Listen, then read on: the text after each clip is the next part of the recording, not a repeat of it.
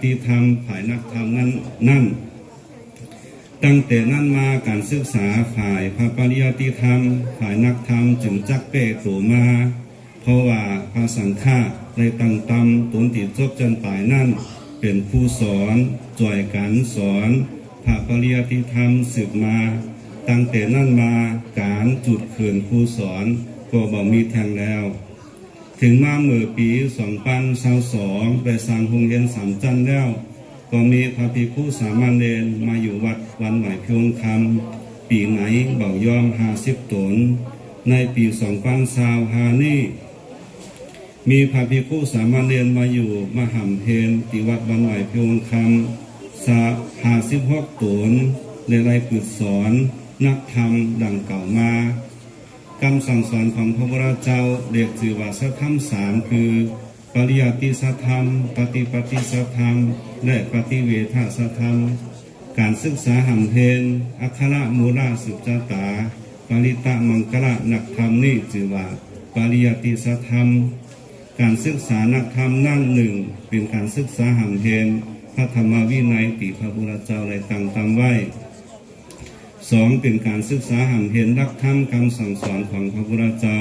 3เป็นการศึกษาหำเพนความเป็นมาของพระพุทธศาสนาคือพุทธประวัติกล่าวง่ายๆก็คือว่าเป็นการย่อปิฎก3 ของออกมาเป็นนักธรรมนั่นแหละการตีพระภิกษุสังฆาสามเณรเขาเจ้ามาอยู่ที่วัดนี้และมาศึกษานักธรรมที่นี่เบ้าใจว่าเป็นการศึกษาธรรมะฝ่ายเดียวยังไรศึกษาหลีกลายภาษาพื้นเมืองเพราะว่าผู้ที่จบนักธรรมไปแล้วนั่นก็จักสามารถอ่านออกเตรียมภาษาพื้นเมืองในแคมป์หรือมาหรือเก่าหากว่ามีความรู้ภาษาเปิ่นแทงก็จักสามารถ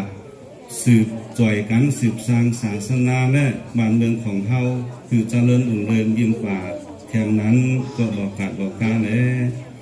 พระภิกษุสามเณรที่มาอยู่วัดวันใหม่พิวงคำนี้เล่าใจว่าคือเขาเจ้าได้มาหำเฮนกาปริยัติธรรมเต่านั้น